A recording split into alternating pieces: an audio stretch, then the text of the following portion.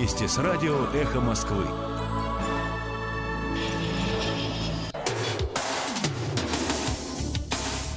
Персонально ваш.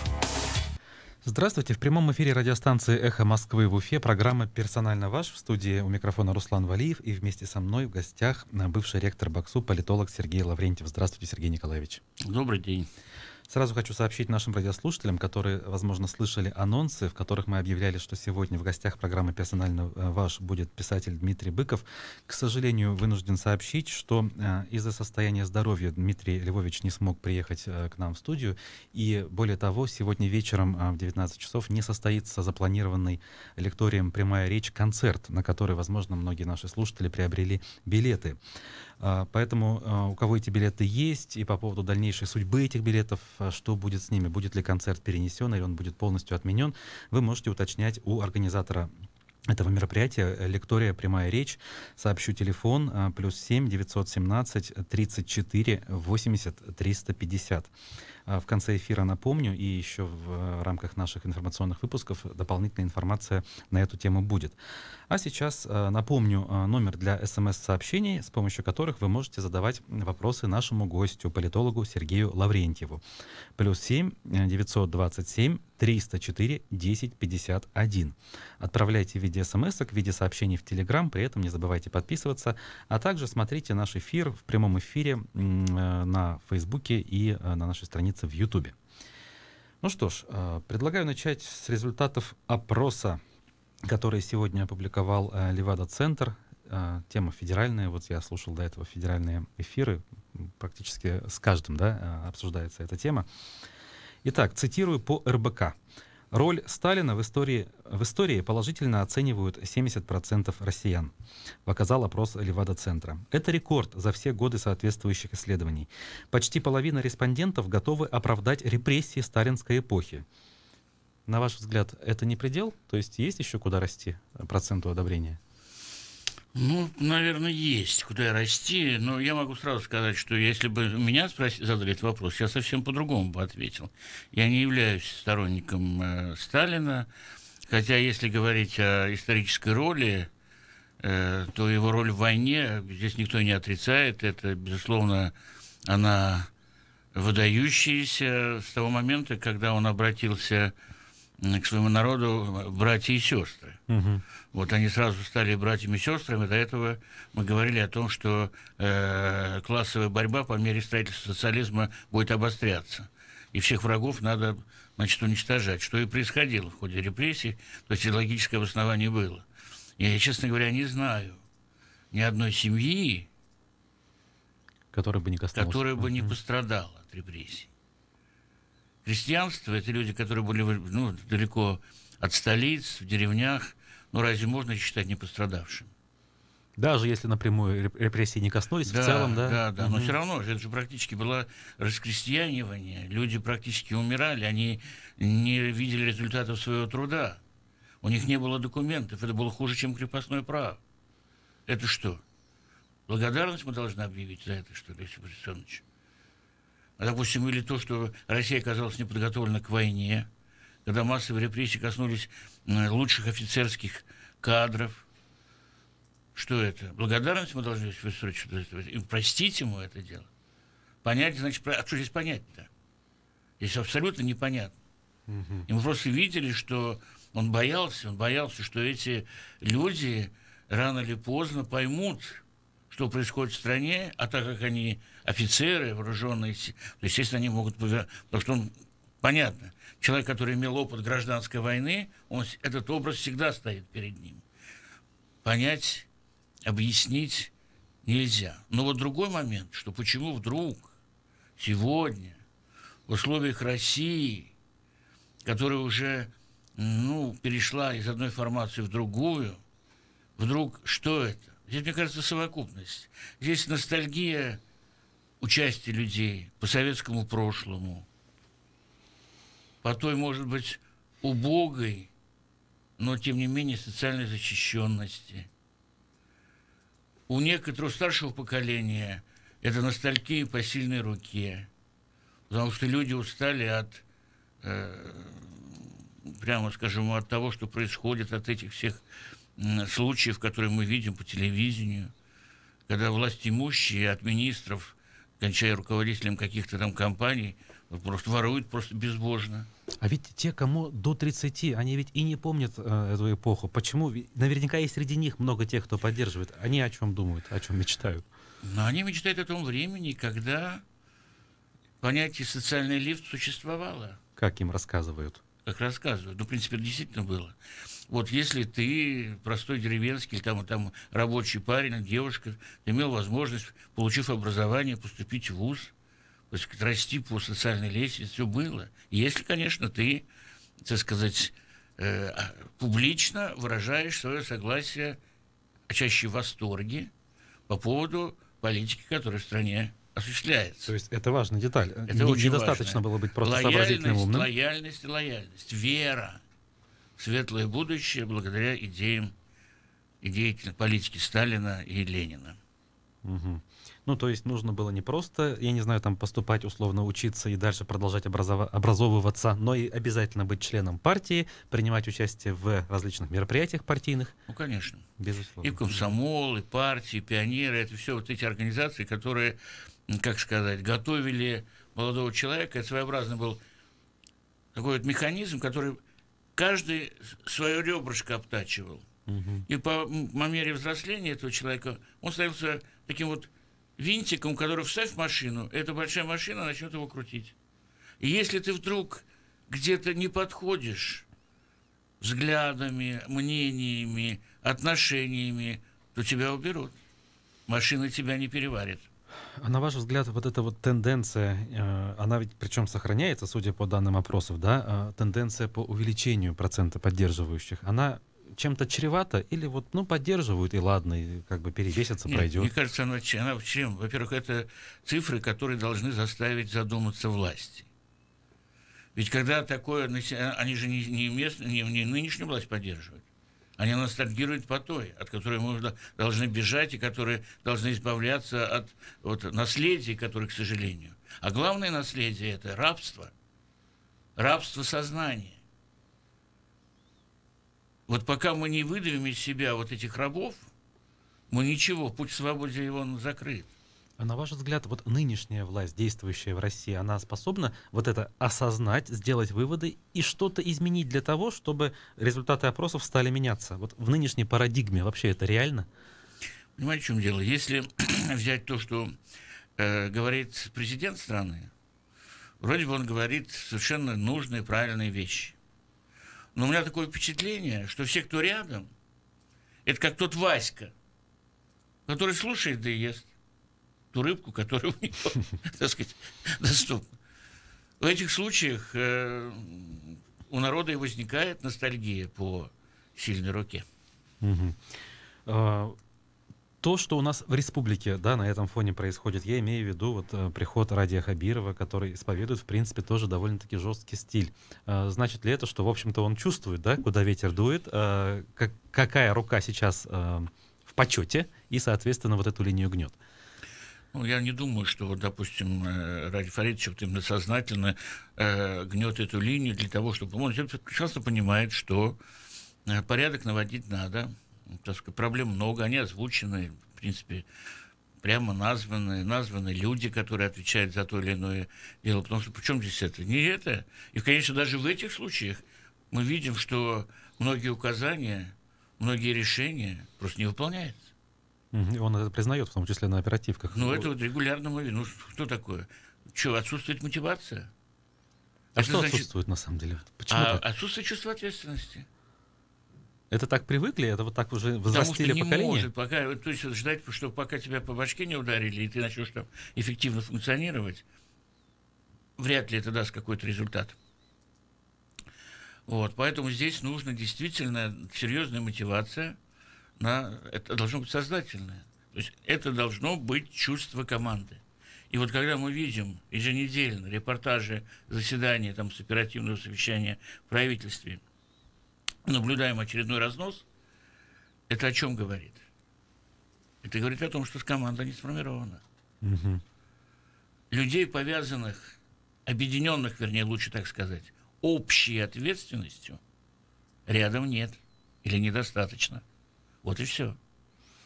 Вот вы занимаетесь в том числе кадровыми вопросами, да, аттестуете соискателей на должность, в частности, глав районных администраций. Вот существуют ли, я не знаю, достоверные, проверенные методики, которые позволяют в соискателе выявить человека потенциально эффективного, который действительно в команде будет работать, вне зависимости от того, кто окажется его патроном и начальником? Или это все вот лотерея, да, когда в целом подходящий человек ставится на должность, и в конце концов там либо получится, либо нет? Понимаете, в чем дело? Вот есть вот должность, а есть обстоятельства, в которых должна действовать личность, которая займет эту должность. По крайней мере, сама по себе должность, она не дает никаких гарантий. Абсолютно. Поэтому существует система поиска лидеров. Вот в России сейчас это поняли. Вот Кириенко, как замглавы администрации, и даже глава администрации президента, который курирует это направление, он активно формирует вот это вот поиск лидеров. Он зам, да, Антон Войной, глава. Да-да, ага. Поиск лидеров. Вот лидеры России, постоянные методики, конкурсы, отборы, так сказать, различные мозговые штурмы, которые и так далее. У нас вот, на региональном уровне, к сожалению, этого нет. И ошибка вполне возможна, да. Если критерий личной лояльности, но это еще не критерий профессионализма. Угу. Вот завершая, да, вот тему тех, скажем так, опросов, которые сейчас есть, и ситуации в стране в целом, хотелось бы вот ваше мнение по поводу того, что у нас в таком федеральном деле Кирилла Серебренникова произошло. Наверняка слышали, да, некий разворот произошел, позиция правоохранительной системы смягчилась. Это частная история, на ваш взгляд, или это о каких-то глобальных изменениях может говорить? Ну, по крайней мере, мы это дело знаем, что там нецелевое использование средств, которые были выделены данному творческому коллективу, и Кирилл Серебренников, понятно, он не бухгалтер, он рубли не считал, вот, но так как он художественный руководитель, и, так сказать, он ставил задачи и так далее, все равно он должен отвечать за целый ряд моментов. Но суд в итоге отпустил под подписку. Общественность, которая, в принципе, знает Кирилла, и, в принципе, по ходу отношение к нему не изменилось. Он по-прежнему, даже находясь под, так сказать, под арестом, он получал... Им присуждали очередные премии за творческие, так сказать, результаты. Это говорит о том, что российское общественное мнение не ориентируется на позиции силовых структур. Оно начинает, так сказать, воззревать в некую самостоятельную силу, на которую вынужден реагировать в том числе и президент. Творческие люди – это творческие люди, и они оценивают действительно яркие вещи, которые он сделал. Другое дело, что понятно, что деньги надо считать, деньги надо разумно расходовать, и для этого, в принципе, существуют соответствующие структуры, которые должны сделать. Видимо, там выяснили, что он к этому отношение имеет слабое, и смягчились. Хотя общий тон смягчения, в принципе, озвучен Путиным же. Правда, он имел это отношение к предпринимателям, но в данном случае это тоже ведь предпринимательство. Вот и все. Поэтому я бы сказал, что это общий тренд, но он еще и завязан на очень большую публичную известность Серебренникова. А силовой, вот этот блок так называемый, да, который имеет серьезную силу на уровне страны, он готов сдавать свои позиции, на ваш взгляд, в этой ситуации, или он будет сопротивляться, даже если это так и есть? Я думаю, что он просто по-другому работать не может. Вот он не может работать по-другому. То есть сама машина, вот почему, кстати, и общественное мнение, она настроена на репрессивный характер. Сколько у нас судов, которые оправдали? Где они? Менее процента. Менее процента. Вы вспомните судебную реформу, когда состязательность судебного процесса была введена. Когда Веру Засулович оправдали, она стреляла. За очевидное преступление, да. За очевидное преступление. Где? Где эти заседатели, которые думают гражданскими категориями? Которые думают, их нет. А коли их нет, значит, с обществом что-то не то. Ну так что-то можно изменить в этом направлении? Ведь у нас в стране, если взять вот историю, да, за последние 30 лет, в некоторых областях все серьезно изменилось, да, взять ту же экономику, ну просто вот прямо вот шиворот на выворот, я не знаю, некоторые другие сферы, там та же самая культура. А вот правоохранительная система у нас в принципе вот плоть та самая, которая была в Советском Союзе. Или я ошибаюсь? Нет. Там же не было никакой революции, не было никаких изменений, не было никакой оптимизации, не было никакой чистки. А Вот. реформа полиции вот в 2011 году, если не ошибаюсь? Ну, мы сменили название. Ну, от этикетки, если ты одну этикетку заменил на другую, что-нибудь изменилось? Сущность не изменилась. Вот даже взять вот грузинский опыт, даже вот этот Саакашвили, который мы все время критикуем, но они-то ведь добились победы над коррупцией. Грузия, когда была форпостом, там все было куплено и продано по 10 раз, добилась. Полиция перестала брать взятки. А этот сценарий грузинский, когда всю полицию разогнали и заново наняли, он вообще возможен в такой огромной стране, как Россия? Нет, конечно, невозможен. Поэтому здесь должна быть такая постепенная, планомерная, целенаправленная работа. Вот. Но пока мы видим, что вот то, что происходит, оно как раз говорит о том, что там полная безнаказанность, полная безответственность. Угу. Значит ли это, что для того, чтобы решить проблемы с коррупцией, в том числе в правоохранительной системе, нам нужны кардинальные изменения, такие как революция? Революция, я думаю, что не нужна. Мы уже пережили опыт революции. Революция ведь попутно, мы можем даже пойти, но она попутно столько жертв будет, что они совершенно не оправдают вот эти все чистки, которые, в общем-то, необходимы в правоохранительных. Там уже большое количество нормальных, ценных, профессионально честных людей. Вот надо просто, действительно, с участием общественности, с участием, так сказать, широких людей, которые не заняты в этой системе, личные общественные объединения, которые существуют там и так далее. Вот действительно заняться серьезной работой по очищению рядов правоохранительных органов от людей нечистых на руку, от просто нечестных людей. Вот это серьезная работа, это очень серьезно. Саму систему подготовки надо менять. Угу. Вот в связи с этим возникает вопрос, опять же, который напрямую к Башкирии вроде не относится, но относится к историям региональным. Я имею в виду вот эти протесты на территории маленького региона Ингушетии, да, там был даже эпизод, когда правоохранительные представители полиции не стали воздействовать, да, и разгонять митингующих, поскольку там среди этих людей было, видимо, большое количество своих родственников и так далее. Но вот вопрос сначала будет такой.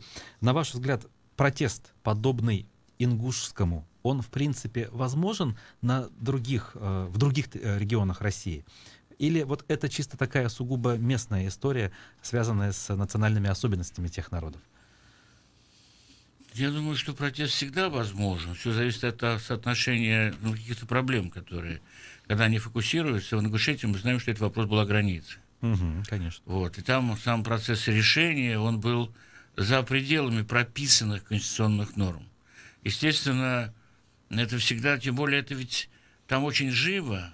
Там они разделились-то ведь от Чечни недавно. Все помнят этот процесс, и очень непростой. Да. И опять же, разделение это ведь не с какой-то там другой территорией, а именно с Чечней. И там достаточно доминирующее какое-то такое высокомерное было поведение чеченской части вот этого переговорного процесса. Это не могло не возмутить людей, которые, так сказать, живут в Ингушетии. Поэтому здесь Кавказ вообще дело очень тонкое. И там вообще надо, наверное, с двойным чувством внимания и ответственности подходить, особенно к решению межнациональных проблем. То есть все-таки Кавказ дело тонкое, да? Если бы у нас имела место быть такая история, ничего подобного бы не произошло. Я имею в виду вот такое единение нации, выход на улицы и так далее. Забрали бы у нас пару районов, я не знаю, там, отдали Челябинску. Причем такие вот мы сейчас вот столетие республики отмечаем, да? Угу. Столетие.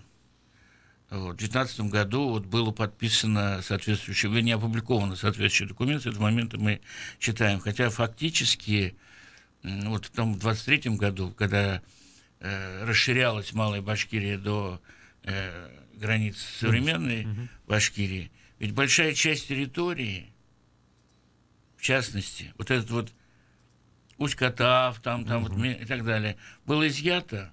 Лично Калинин приезжал. Сидели тут с логарифмической линейкой, отмеряли.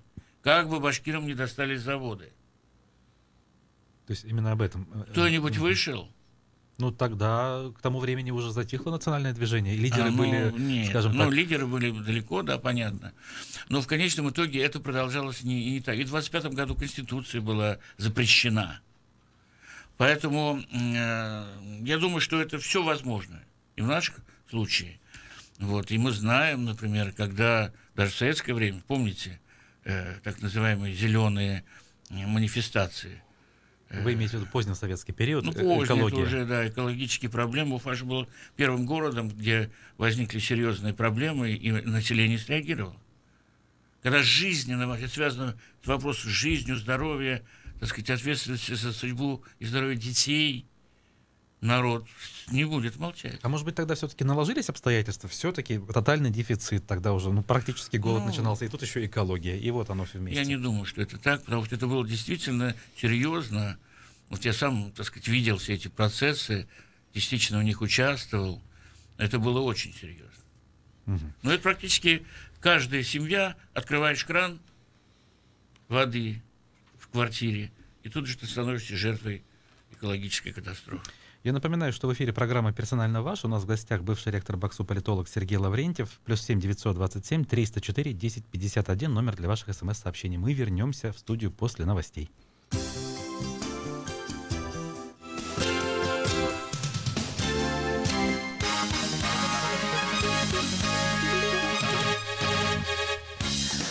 часов 30 минут московское время. Краткий выпуск новостей в эфире «Эхо». Добрый день. Пожар в соборе Парижской Богоматери не был предумышленным, считает прокуратура Парижа. Следователи сейчас выясняют, кто именно находился в районе реставрационных работ в день пожара. Часть рабочих уже опрошена полицией. Всего по делу о пожаре работает бригада из 50 следователей.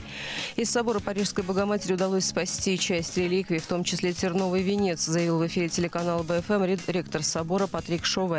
По его словам, удалось избежать жертв, однако зданию нанесен значительный ущерб. Потеряны шпиль, кровля, часть витражей.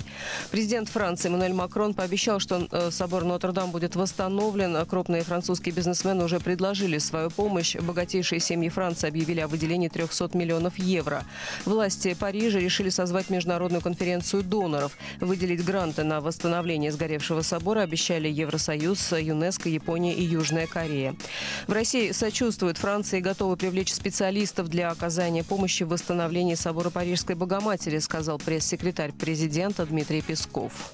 Президент направил телеграмму президенту Макрону, где выразил искреннее сочувствие в связи с трагическим пожаром, который произошел и нанес ущерб Нотр-Дам. Президент сказал, что мы действительно обладаем одними из лучших в мире специалистами, которые имеют богатый опыт реставрации памятников средневековых. Поэтому, если будет такая потребность, мы будем готовы их направить.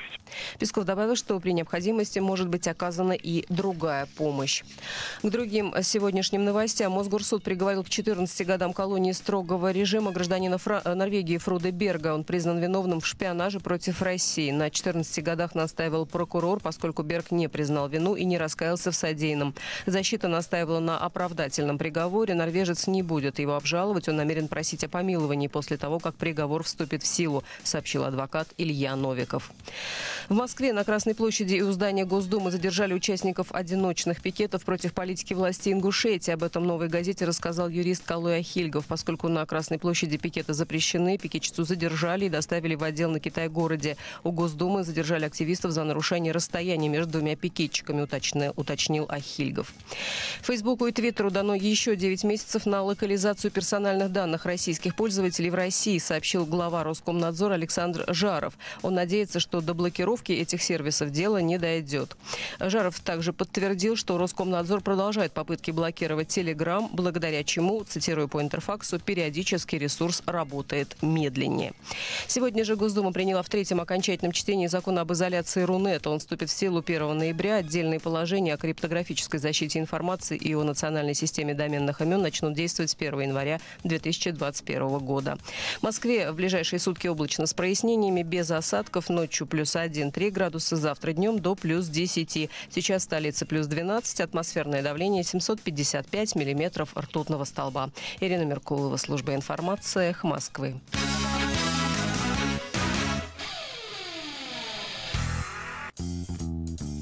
В среду 17 апреля с 4 утра до 12 часов дня услышать «Эхо Москвы» можно будет только через интернет на сайте echo.msk.ru. С 12 часов все передачи будут выходить в обычном режиме. Eventology 2019. Конференция по событийному маркетингу и креативу. Ключевые профессионалы отрасли, резонансные кейсы, эффективные стратегии. 25 апреля. Краун Плаза Уфа Конгресс Отель. 246-46-52, 246-73-74. 18+.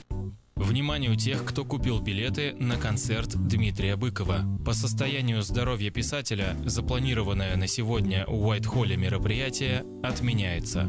Подробности по телефону «Лектория. Прямая речь» в Уфе 8 917 348 03 50. 8 917 348 03 50. В четверг, 18 апреля, в гостях у «Эхо Москвы» управляющий банком «Открытие» в Башкортостане Айрат Зубаиров. Поговорим об открытии нового офиса банка в Нефтекамске и повышении финансовой грамотности малого бизнеса. Слушайте эфир в четверг в 8:45. Телефон рекламной службы «Эхо Москвы» в Уфе 216 35 99. Будет реклама, будет и эхо. На то мы и партнеры. «Эхо Москвы» в Уфе и общественная организация «Берзямлек» представляют рубрику «Говорим по-башкирски». Камень. Таш. Первый камень. Беренси таш. Первый камень. Беренси таш. Первый камень нового моста через Белую будет заложен в день рождения Уфы. Агыйдыл аша яңы күпер нигезенә беренсе таш Өфөнең туган көнендә һалынасак.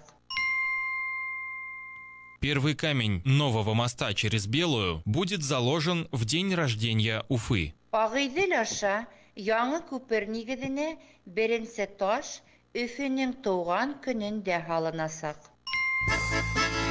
«Эхо Москвы» в Уфе и общественная организация «Берзямлек» представляют рубрику «Говорим по-башкирски».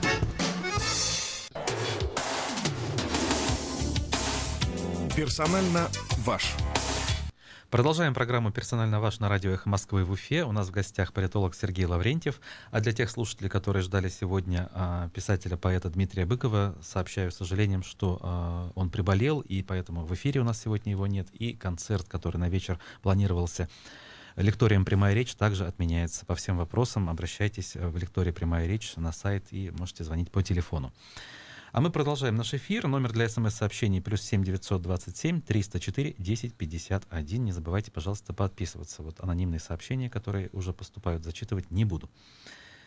На этой неделе ожидаются дни Республики Татарстан в Республике Башкортостан. Вот по некоторым данным, к сожалению, проверить я их не смог, возможно, подтвердите, подобные мероприятия у нас впервые с 1988 года проводятся. Впервые за 31 год. Оказывается, за период вот нашей этой суверенизации, независимости так называемой, да, ничего подобного не было. И это меня, мягко говоря, удивило. На ваш взгляд, почему так?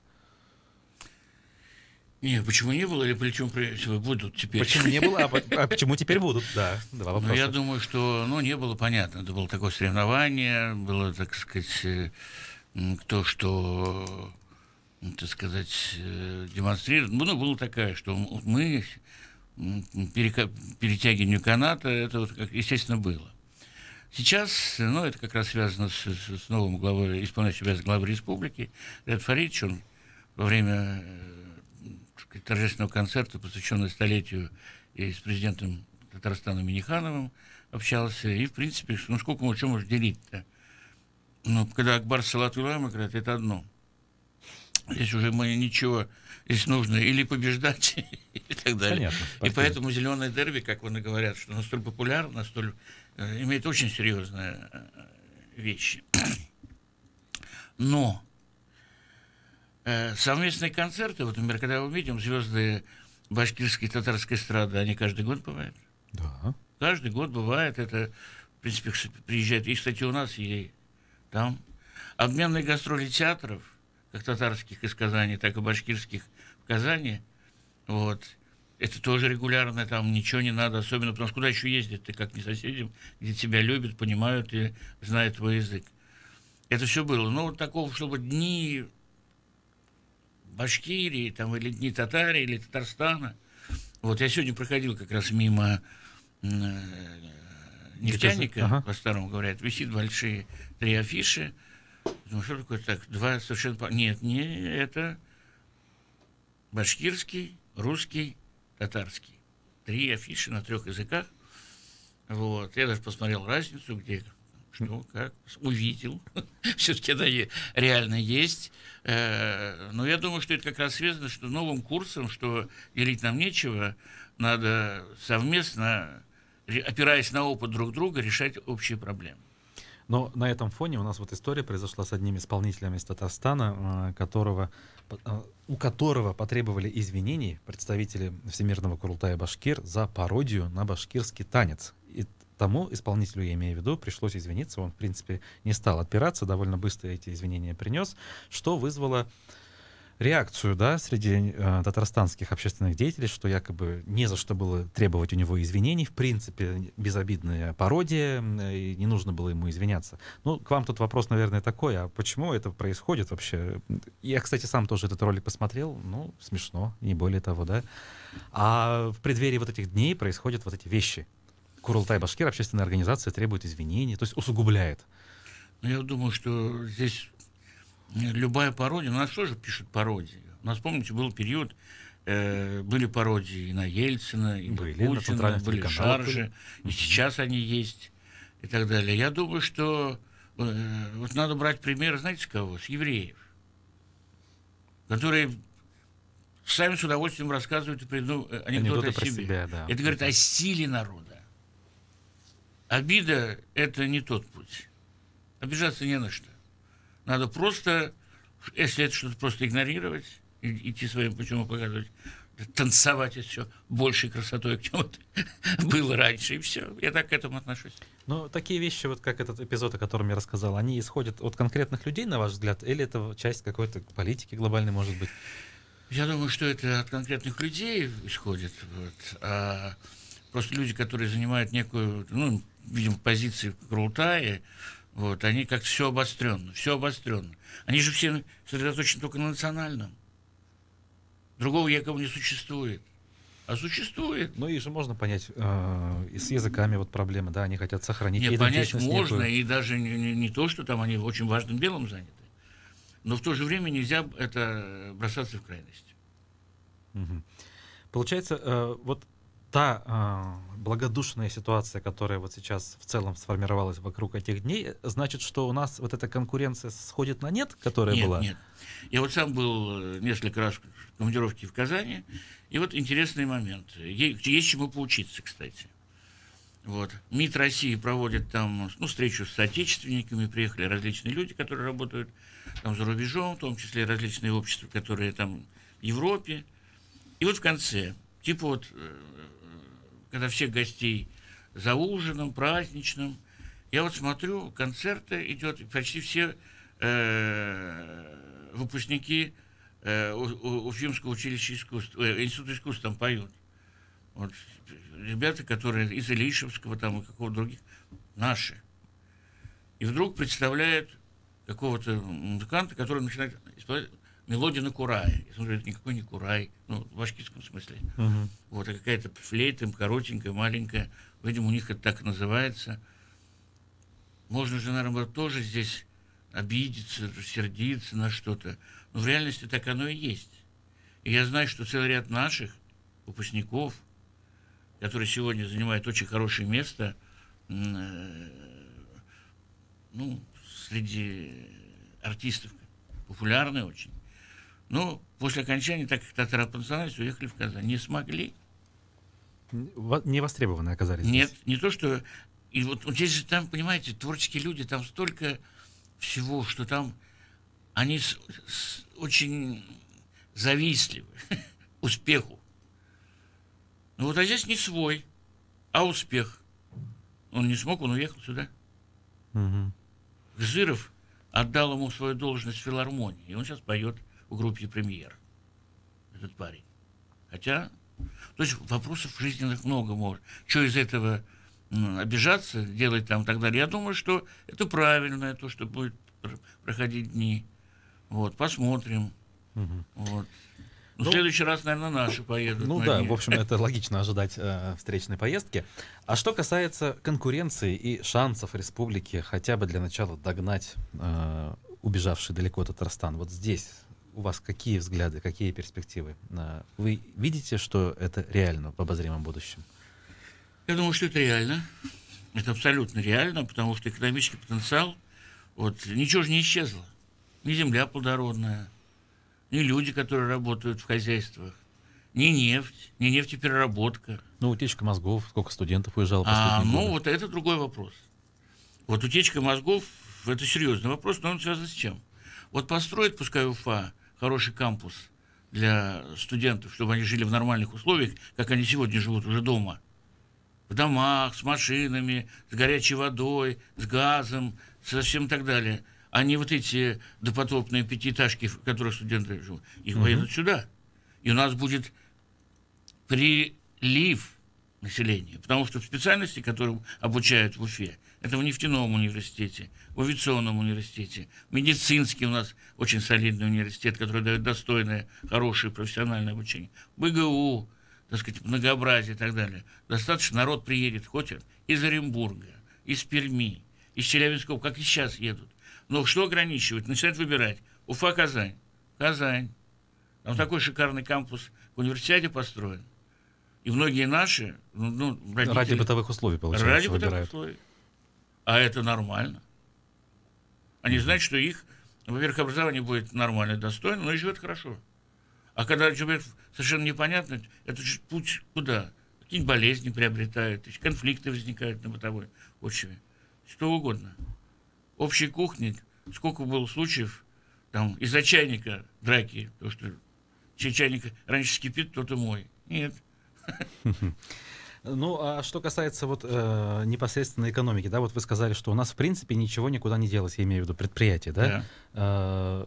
Вот, но, скажем так, конкурентоспособность на рынках, судя по всему, упала. Можно ли восстановить вот на старых дрожжах, на старых там не то, ресурсах? Там нужно вот в чем вот это раз вперед. Технопарки, инновации. Вот это очень важно. И смотреть и поддерживать вот тех, кто действительно серьезно занимается инновациями. У нас нет. Вот есть эти, они же есть эти предприятия. Но они выживают не потому, что их поддерживают, а вопреки всему и вся. Вот надо сменить парадигму, и мы достаточно быстро догоним. Вот, между тем, да, произошло в этом направлении кадровое решение. Ради Хабиров пригласил, ну, можно сказать, себе в команду бывшего премьер-министра Раиля Сарбаева, который будет отвечать за привлечение инвестиций. Вот вам как это решение? Вы наверняка, тем более, знаете хорошо Раиля Салиховича. Ну, я-то его знаю действительно. Если его личное качество взять, то он энергичный, мощный, умеет концентрировать внимание, заставить людей работать. Все это он может. Вот. Но Ради почему так сделал? Скорее всего, вот его тенденция, что давайте мы прекратим все распри и будем жить дружно, все и вся. Вот главное этот принцип, что объединить всех во имя, так сказать, общего дела. Насколько это уживется, потому что амбиции, которые есть у Сарбаева и были всегда, они не меньше, чем у Хабирова. То есть наверняка они не пропали и не исчезли. Ну, здесь трудно сказать, мы можем только предполагать. Но если есть договоренности, обещания, насколько вот люди будут выполнять свои обещания, в этом смысл главный. Только ли это общее дело, или все-таки желание, вот скажем, ну, приблизить к себе потенциальных конкурентов на выборах ближайших? Я думаю, что это самое последнее. Это вряд ли это могло быть. И в данном случае сейчас у него безоговорочное преимущество у Ради Фаридовича. А есть какие-то данные социсследований? Нет, пока нет. Но по тем опросам, по тем поездкам, которые сейчас Единая Россия организует, и там вот они выступают, там, они определили свои участников праймерис, да? Так, 4 человека всего. По крайней мере, вот по разговорам, которые до меня доходят, что это происходит, что встречи продолжаются, вот, допустим, с утра с 10 где-то, это много, да? В смысле, это 3 часа, 3 часа по долго. 3 часа, люди никуда не уходят, им интересно, и они получают удовлетворение от общения с Хабировым, от его умения разговаривать, спорить, дискутировать, нелицеприятно отвечать на какие-то вопросы, что вот он не подыгрывает людям, если там что-то. Он говорит прямо, откровенно, как он понимает. Вот это производит хорошее впечатление. Вот в эти выходные были там встречи, мне рассказали, что это было достаточно интересно, и у населения хорошее впечатление. То есть вы имеете в виду, вот все 4 участников праймерис уже они между собой встречаются и дискутируют? Да. Зариф Байгускаров, Лейсан Николаева и так далее. Понятно. А вообще, что касается выборов, вот до сих пор тихо, да? То есть мы увидели конкурентов, так называемых, внутри Единой России у Радия Хабирова, но до сих пор не видим более-менее внятных конкурентов извне. Есть ли у вас какие-то сведения на сей счет? Нет, сведений как раз нет. Мы в чем сведения? Мы же не занимаемся там каким-то это. Должно появиться обязательно кандидат от КПРФ. То есть парламентские партии, в соответствии с законом о политических партиях, они обязаны участвовать в региональных выборах. Будут ли они участвовать в них всерьез, или они просто, чтобы исполнить этот закон, выдвинут лесника? Ну, понимаете, в чем дело? Ведь они же думают о своем будущем.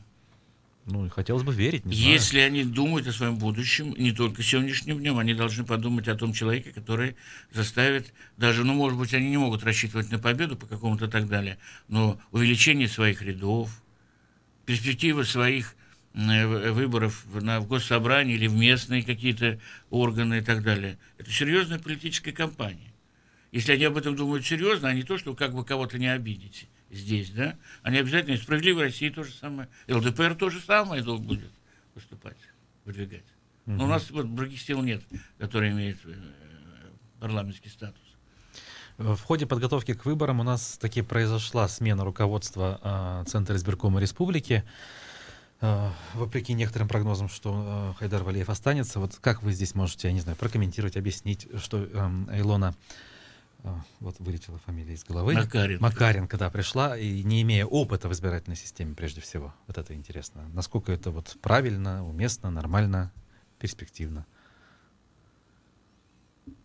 Ну, здесь это могу одно сказать. Здесь две стороны. Это перевод Валеева на управление гражданской службы и кадровой политики. Туда, где он уже, в принципе, работал. Где он раньше. Работал. Вот для меня здесь в данном случае показатель какой?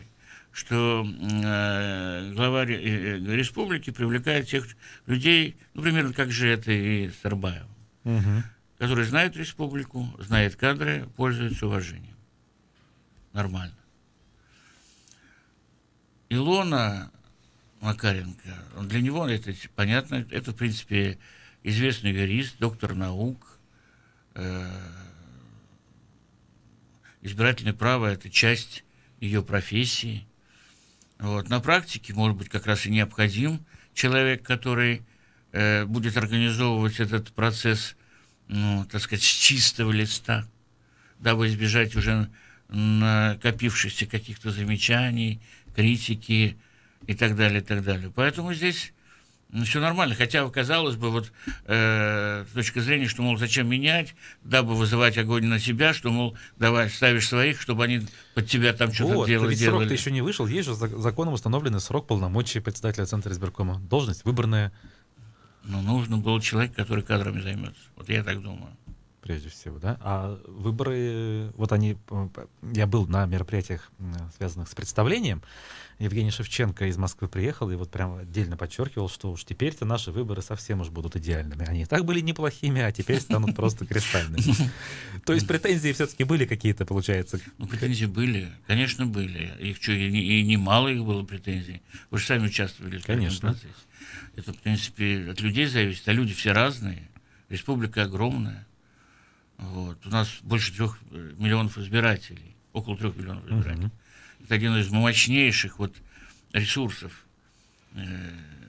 электорального поведения, так сказать.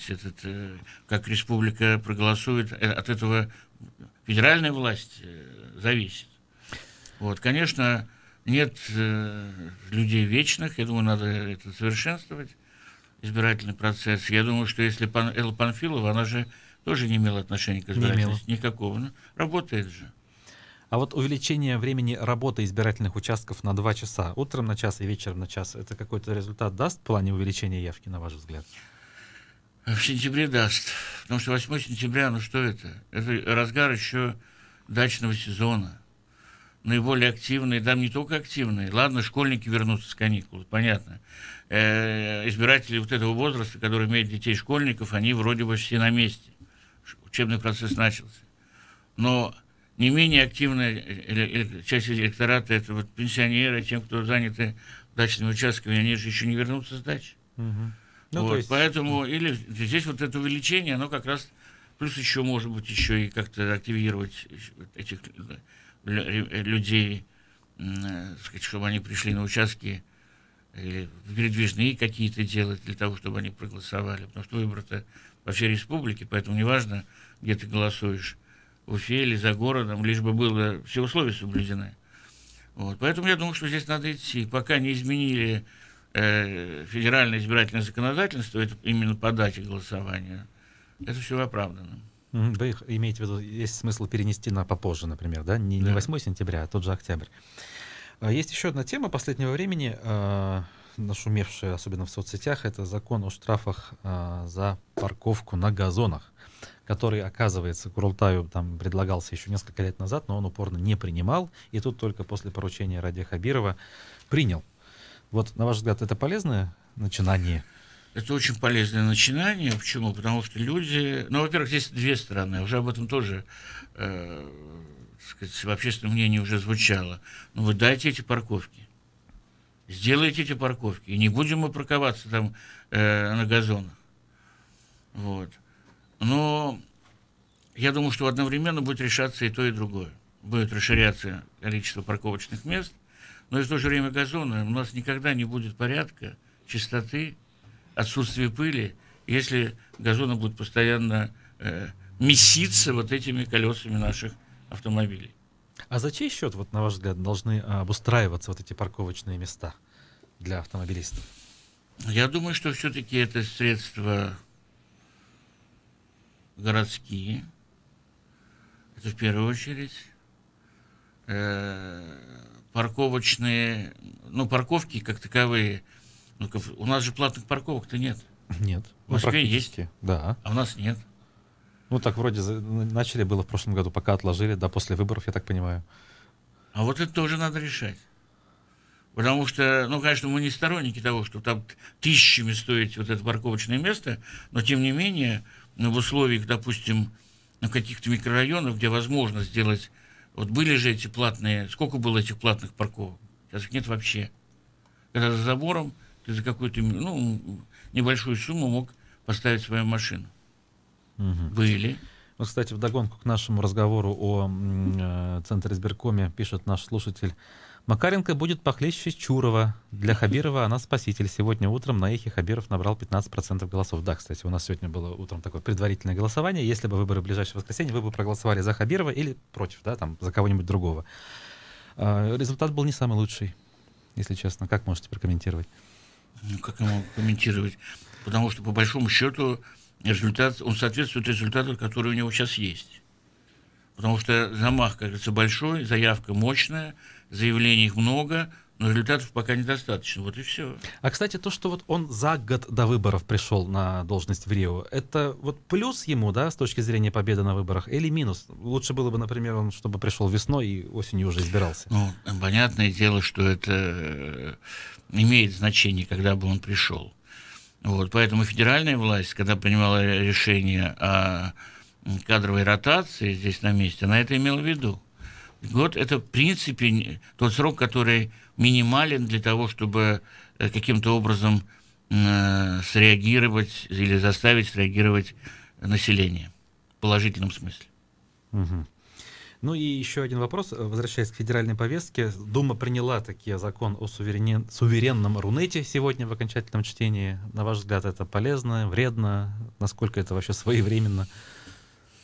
Ну, в принципе, это своевременно. По большому счету, если, как было сглашено, что это не будет никаких ограничений, а только будет соблюдаться, так сказать, политика национальной безопасности, общественной безопасности, то есть ни в коем случае не китайский вариант, где там блокируют там Google и целый ряд других значит, сетей, вот, а именно выборочная работа по тем сайтам, которые вредны, опасны и так далее, то в этом смысле ничего особого нет. Все зависит от того, вот как в свое время говорил один наш великий политик, цифра – это такая лошадь, которая повезет в любую сторону. Так и закон – это такая лошадь, которая повезет в любую сторону. Все зависит от того, кто считает, кто пишет. Кто погоняет эту лошадь. Угу. Ну что ж, на этой ноте будем заканчивать наш сегодняшний эфир. Я благодарю нашего гостя, бывшего ректора БАКСУ, политолога Сергея Лаврентьева. А слушателям, которые планировали сегодня пойти на концерт Дмитрия Быкова, вновь сообщу, что концерт, к сожалению, отменяется по причине недомогания Дмитрия Львовича. И поэтому по вопросам переноса или отмены этого концерта обращайтесь в лекторий «Прямая речь», который является организатором этого мероприятия. Спасибо всем, кто был сегодня с нами. До новых встреч. Никакого секрета.